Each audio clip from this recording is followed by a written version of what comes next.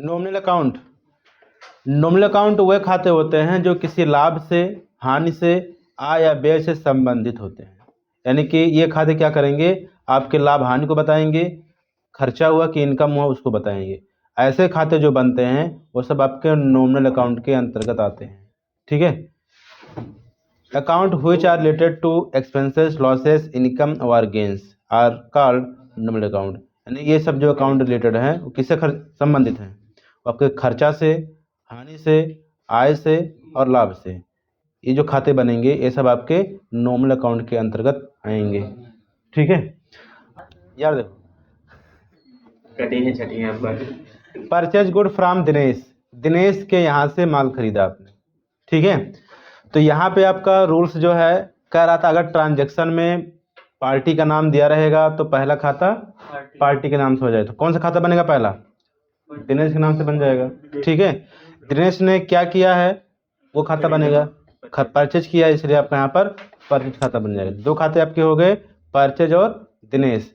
अब ये जो परचेज है किस में जाएगा, कौन से अकाउंट के अंतर्गत जाएगा, ये जाएगा आपका नॉमिनल में, क्योंकि ये खर्चा हो रहा है। परचेज क्या दिखा रहा है, आपका खर्चा बता रहा है। और दिनेश व्यक्ति का नाम है, इसलिए जाएगा किसमें, ये पर्सनल अकाउंट में जाएगा। फिर अगला है sales good to ABC traders, ABC traders को आपने माल बेचा। ठीक है। इसमें भी आपका पार्टी का नाम दिया हो, इसका मतलब क्या हुआ, इसमें भी खाता पहला पार्टी के नाम से बनेगा। ठीक है। और दूसरा जो उसने किया है, क्या किया उसने, सेल्स किया है, दूसरा खाता क्या बनेगा, सेल्स बन जाएगा।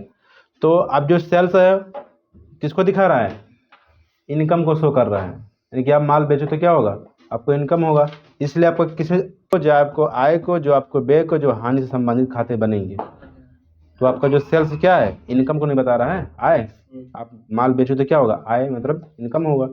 तो जो आपके इनकम को शो कर रहा है वो आपका अकाउंट नॉमिनल के अंतर्गत जाएगा। ठीक है। और ये जो व्यक्ति है, ये व्यक्ति के नाम से खाता बनेगा तो पर्सनल में जाएगा। ठीक है। पेड सैलरी टू राज, अब यहाँ पे आपको राज को सैलरी पे किया गया, कौन कौन सा खाता बनेगा,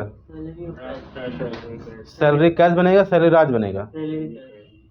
राज, राज इसलिए नहीं बनेगा क्योंकि उस कंपनी में एक व्यक्ति नहीं है, कई व्यक्ति होंगे।